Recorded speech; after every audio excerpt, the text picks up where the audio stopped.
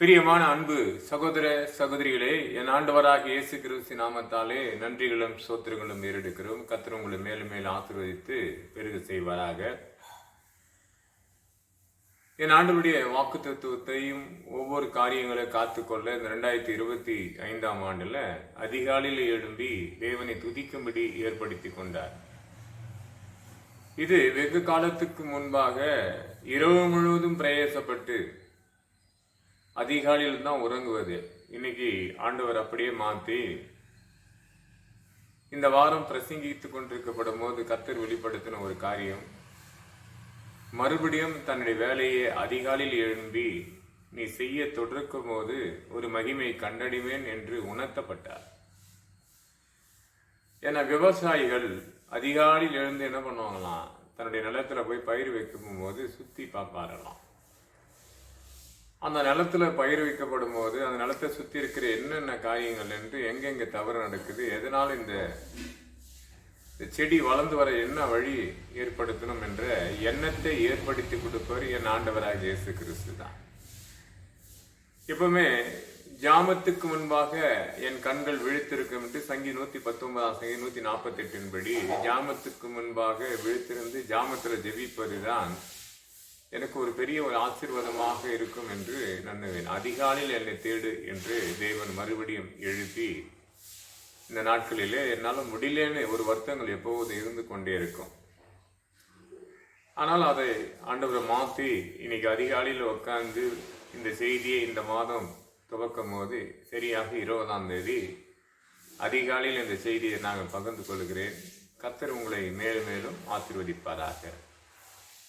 யாக்கோபு புத்தகத்துல 1ஆம் அதிகாரம் 8ஆம் வசனம் படிக்கப்படும் போது இரு வழியில நிற்பவனுக்கு எந்த காரியமுமே வாய்க்காது என்று சொல்லி பார்க்கும். இன்னைக்கு நிறைய பேருடைய வாழ்க்கையில வீட்டு கடந்து போய் அந்த தெருமுனைன்னுவாங்க, கிராமத்தின் எல்லைகளாக இருக்கலாம், சென்னை பகுதி என்றால் தெருமுனை என்று சொல்லுவாங்க. ரெண்டு காரியத்தை பார்க்கும்போது இவன் இங்க போன பிற்பாடு சிந்தனைகள் மாறும், செயல்கள் மாறும். என்ன என்று ஒரு தீர்மானம் இல்லாத நடுத்தரமா நின்று கொண்டு இந்த வழியில எப்படி போனால் சரியா இருக்கும் என்று தன்னைத்தானே ஒரு கேள்விக்கு ஆளாக்கி விடும் போது மனுஷனுடைய ஆலோசனைகள் கேட்கக்கூடிய ஒரு சூழ்நிலையை ஏற்படுத்துவான் பிசாசு, இல்லையா? அப்ப நாசும் சுவாசம் உள்ள மனிதனை நம்பாதே என்று ஏசாயா புத்தகத்துல 2ஆம் அதிகாரம் 22ஆம் வசனத்துல வாசிக்கிறோம். அந்த இரு வழியில் நின்று பொறுப்பில்லாமல் எடுக்கிற ஒரு முயற்சியோ அது சில நேரத்தில் நன்மையானதை போலவே இருக்கும், சில நேரத்துல அதுல போய் மாட்டிக்கொண்டு சிக்கிக்கொண்டு திரும்பி வீட்டுக்கு வர முடியாத ஒரு சூழ்நிலையாக காணப்படும்.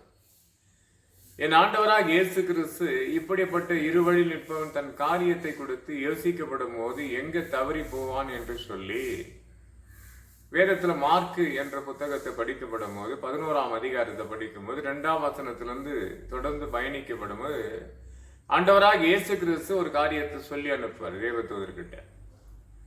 அருகில் இருக்க கிராமத்துக்குள்ள கடந்து போ, அந்த இரு வழியில கட்டப்பட்ட ஒரு கழுது இருக்கும், அந்த கயிறை அந்த கழுதை அவுத்து என்னிடத்துல கொண்டு வான்றார். இன்னைக்கு பிரசங்கிக்கிற என்னையும் என் ஆண்டவராக இயேசு கிறிஸ்து இரு வழியில கட்டியிருந்த இந்த கழுதைய அந்த சூழ்நிலை அமைச்சு ராங் இன்ஃபர்மேஷன், அதாவது தன் குடும்பத்துக்கு என்ன கொடுத்து சொன்ன காரியங்கள் எல்லாம் ஒரு மாற்றத்தை கொடுக்கும், குடும்பத்தில் குழப்பங்களும் எரிசல் உண்டாக குடித்த போல இருக்கும். இந்த இரு வழியில் நின்று எடுக்கிற முயற்சி குடும்பத்துக்கு ஆகாது, தேவனுக்கு அது பிரியமானதா என்று கேட்டா கிடையாது. அப்போ ஆண்டவரே அறியாத காலத்துல இயேசு என்ற ரட்சகரை தெரியும், இயேசு என்ற சமாதானத்தின் தேவனை தெரியும், அவரை கொடுத்து வரலாறு ஒண்ணுமே தெரியாது. எதுக்காக ஆண்டவர் இந்த உலகத்துக்கு வந்தார், எதுக்காக மரித்தார், எதுக்காக உயிர்த்தெழுந்தார், எதுக்காக இன்னைக்கும் நம்மளை ஜீவித்து வழிநடத்தி கொண்டிருக்கிறார் என்று தெரியாது. அப்போ இந்த உலகத்து சிற்றின்பத்தில் ஓடி இருந்த என்னை தேவன் கண்டடி 1997ஆம் ஆண்டுல என்னை சந்திக்கப்பட்டவர் 98ஆம் ஆண்டுல ஞானஸ்தானத்துக்கு முன்வைத்து, அப்ப இரு வழியில அவங்க சுற்றி திரிந்த என்னை அழைத்த நோக்கங்கள் வேற.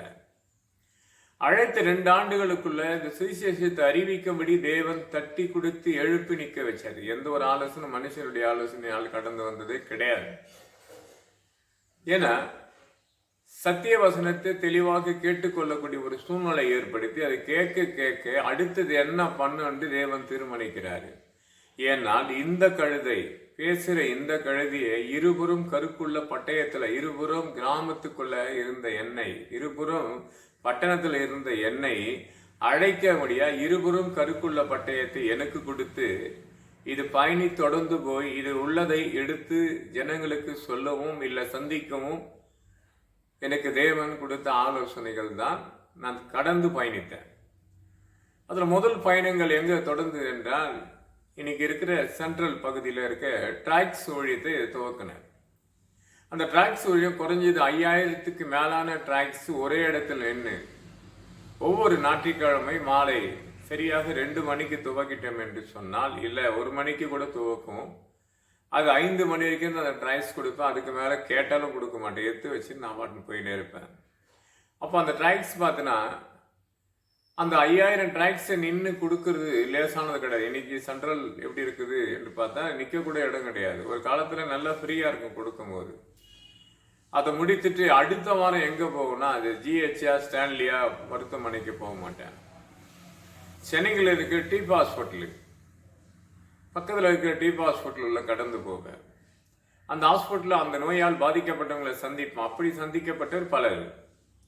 அப்படி சந்திக்கப்பட்டு அவங்க சுகமான காரணங்கள் என்னன்னா, கர்த்தருடைய வார்த்தையை சொல்ல சொல்ல கேட்டு தன்னை அர்ப்பணித்து ஜெபத்துக்கு தன்னை அர்ப்பணித்தவர்களுக்கு அந்த மருத்துவத்தை பார்த்த மருத்துவர்களுக்கும் மன மகிழ்ச்சி உண்டாகக்கூடியதாக மாற்றி அமைச்சு இன்னைக்கும் பலர் சுகத்தோடும் பலத்தோடு ஆரோக்கியத்தோடு இருக்கிற காரணம் சத்தியவசனம் உள்ள நுழைப்படும் போது கர்த்தர் எல்லாம் தீங்கிலிருந்து விலக்கி காப்பார். இன்னைக்கு பார்க்குற அன்பு சகோதர சகோதரிகளே, மார்க்கு புத்தகத்தை படிக்கப்படும் ஒரு காரியம். அந்த இருவழியில கட்டப்பட்ட கழுதையை கொண்டு வரும்போது ஒருவன் கேட்பான், இது ஆண்டவராக இயேசு கிறிஸ்துக்கு தான் என்று சொல்ல வேண்டும் என்றதை போல கேட்கப்பட்டான். அவன் கேட்கப்படும் போது மார்க்கு புத்தகத்துல 11ஆம் அதிகாரத்துல 2ஆம் வசனம் துவக்கி 7ஆம் வசனம் சொல்லுவாங்க, அந்த கழுதையை கொண்டு வந்த பிறகு ஒரு மகிமை காணப்படும். பார்க்கிற அன்பு சகோதர சகோதரிகளை, நீயும் நானும் இந்த உலகத்துல என்னவா இருக்கிறோம்? கழுதியை போல் சுமந்து கொண்டு பயணித்து கொண்டே இருக்கிறோம். ஒரு குடும்பத்தை சுமக்கிற மனிதனாக நீ இருந்தால், மகளாக நீ இருந்தால், நிச்சயமாக அந்த சுமையை நீ தான் தாங்கணும், அதை கடந்து பயணிக்கணும். இப்போ உலக சிட்பத்தை பார்க்குறோம், உலகத்தை சுற்றி ஓடிக்கொண்டிருக்கிற இந்த சுமையை தாங்க தான் அங்கே ஓடுறோம். ஆனா நீ வீட்டுக்குள்ள இருந்து தேவன் சுமக்கிற அநேக காரியத்தை, இந்த சத்திய வசனத்தை இதயத்துக்குள்ள பகிர்ந்து கொள்ளப்பட்டால் உலகத்துல ஏற்படுகிற அத்தனை சுமைகளும் அது வெகுவாக மாற்றிடுவார். அதுதான் இங்கே மத்தியில் இருக்க ஒரு வசனத்தை நல்லா படிக்கப்படும். வருத்தப்பட்டு பாரசமருக்கு நீங்கள் எல்லாரும் என்னிடத்துல வாங்க, நான் உங்களுக்கு இணைப்பாளர் தருவேன் என்று, அந்த சுமையை நான் வெகுவாக சுமைப்பேன் என்று 30ஆம் வசனத்தில் சொல்லப்படும். அப்போ 11ஆம் அதிகாரத்துல மத்தியில சொல்ல போற 29ஆம் வசனத்தில் நடக்க போற எல்லா காரியத்தை பார்க்கப்படும் போது ஒரு மாற்றத்தை காணக்கூடிய ஒரு சூழ்நிலையா காணப்படும். இந்த வசனத்துக்கு அடுத்த வேலையாக உன் சுமைகளை நான் வெகுவாக மாற்றுவேன் என்று ஆண்டவராக இயேசு கிறிஸ்து சொல்லக்கூடியதாக இருக்கும். பார்க்கிற அன்பு சகோதர சகோதரிகள், அந்த கழுதை அழைக்கப்படும் போது கொஞ்சம் யோசித்து பாருங்க. வெறுமையாக நிர்வாணமாக வந்த கழுதைக்கு முதல் வஸ்திரத்தை மாற்றுவாரு.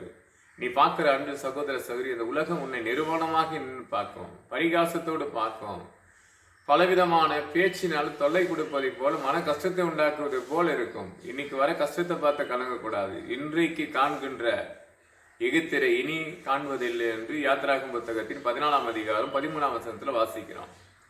இன்று காண்கின்ற துன்பத்தை, இன்று காண்கிற துயரத்தை, இன்று காண்கின்ற அநேக மனிதர் பேசுகிற வார்த்தையை கொடுத்து ஒரு நாளும் கலங்காது. ஆண்டவர் உனக்காக யுத்தம் பண்ணுவார் என்று யாத்திராகும் 14ஆம் அதிகாரம் 14ஆம் வசனத்தின்படி அங்க சொல்லப்படுகிறது. அந்த வசனத்தின்படியாக கடலை நோக்கி என்ன பண்ற, பயணிக்க பயந்து கொண்டிருந்த இஸ்ரவேல் மக்களுக்கு எப்படி கடந்து பயணிப்பேன், எப்படி அது கடந்து போக முடியும் அப்படி நம்ம யோசித்து கொண்டிருக்கோம் என்று சொன்னால், நிச்சயமாக உமக்கு எதிராக இருக்கிற அந்த கடல் கரையை என்னாயிட்டா வெறுந்தரையாக மாற்றி அமைக்கக்கூடிய ஒரு சூழ்நிலையை தேவன் ஏற்படுத்தி கொடுப்பார். பார்க்கிற அன்பு சகோதர சகோதரிகளே, இன்னைக்கு ஐயோ எதிராக கடல் போல பிரச்சனை வந்துச்சே என்று நினைக்காதீங்க. அதையும் கடந்து போகக்கூடிய உதவியை கர்த்தர் நிச்சயமாக உனக்கு செய்வார். 2 நாளா ஒருவரை வாண்டடா சொல்லி கொண்டிருக்கிற ஒரு காரியம் என்ன தெரியுமா? கஷ்டம் என்ற வார்த்தையை சொல்லாதே, கஷ்டம் என்ற வார்த்தையை சொல்லாதே. கடினமாக இருக்குது, என்கிட்ட 1 ரூபாய் இல்லை என்று சொல்லாதே. கர்த்தர் உன்னோடு இருக்கிறார் மட்டும் நினைத்துக் கொள்ளு. இன்று காண்கின்ற துன்பத்தையும் துயரத்தையும் இனி காண்பதில்லை. இந்த 20ஆம் தேதி இந்த செய்தியை நீ பார்க்கிற நேரத்துல கர்த்தர் அலுவலாமல் ஆசீர்வதித்து உன் எல்லைகளை பெருக செய்வார். அந்த எல்லைக்குள்ள இருக்கிற எல்லாம் போராட்டத்தை எடுத்து போட போறாரு. வேலை ஸ்தானத்தில் இருக்கிற எல்லாம் போராட்டத்தை எடுத்து போட போகிறாரு. நீ கையிட்டு செய்யற வேலை மட்டும் இல்லை, உன் ஃப்ரெண்ட்ஷிப்பால ஏற்பட்ட நெருக்கடிகள்லாம் கர்த்தர் மாத்த போகிறார். குடும்பத்துல உன்னை யாரிடம் புறம்பாக தள்ளப்பட்ட மூலக்கல்லாக உன்னை மாத்த போகிறார். அந்த கழுதியை கூப்பிட்டு அழைத்தப்படும் போது ஆண்டவரிடத்துல வந்த பிறப்பாடு அந்த கழுதினுடைய முதல் ஸ்டைல் மாறுதுங்க. வெறுமையாக நிர்வாணமான ஸ்டைல முதல் கர்த்தர் மாத்துகிறாரு. யாத்திராக 11ஆம் மார்க் புத்தகத்துல 11ஆம் அதிகாரம் 7ஆம் வசனம் போது அந்த கழுது இயேசு கிறிஸ்து என்ற இரட்சகர் இடத்துல வந்த உடனே அதை தொடர்ச்சி அது என்ன பண்றாங்க, மேல சிறப்பான ஒரு வஸ்திரத்தை போட்ட உடனே அது போகும் பாதையெல்லாம் அழகுபடுத்தினார் ஆண்டவர். ஏன் தெரியுமா? அந்த கழுது மேல பயணிக்கவர் இயேசு கிறிஸ்து. உன் மேல பயணிக்கணுமா? உன் துன்பத்தை கண்டு கலங்கி கொண்டிருக்கிற உன் மேல பயணிக்கணுமா? இன்னைக்கு உனக்கு ஆவி ஆத்மா சரியில்லத்தை தேவனுக்கு அர்ப்பணித்து பாரு. சிறந்த வஸ்திரமாக தேவன் இன்றைக்கு இந்த பார்க்கிற இந்த நேரத்துல அந்த வஸ்திரத்தை உண்மையில் ஆண்டவராக இயேசு கிறிஸ்து போடுவாரு. அதுல ஏறி நீ உட்காரப்படும் போது நீ போகும் பாதையெல்லாம் செம்மைப்படுத்தும். எங்கெல்லாம் பள்ளம் மூடாந்த அந்த பாதையெல்லாம் அழகுபடுத்தும். ஏன்னா ஆண்டவராக இயேசு கிறிஸ்து வரும்போது அநேகர் என்ன பண்ணாங்க, பூக்கள் போட்டாங்க, நல்ல ஒரு வஸ்திரத்தை போட்டாங்க. வழியெல்லாம் அந்த கழுத கடந்து வர பாதையெல்லாம் அது மேல இயேசு கிறிஸ்து வராரு என்று அறிந்தான். உன்மேல ஆண்டவராக இயேசு கிறிஸ்து வராரு என்று இன்னைக்கு தீர்மானித்த இந்த செய்தியோடு நீ கடந்து போய் பாரு. உன் வாழ்க்கையில் ஏற்படுகிற புதிய வழியை தேவன் ஏற்படுத்தி புதிய காரியத்தை செய்து முடிப்பார். கர்த்தர் இந்த வார்த்தைகளை ஆசீர்வதித்து பெருகவே பெருக செய்வாராக. ஆமேன், ஆமேன், ஆமேன்.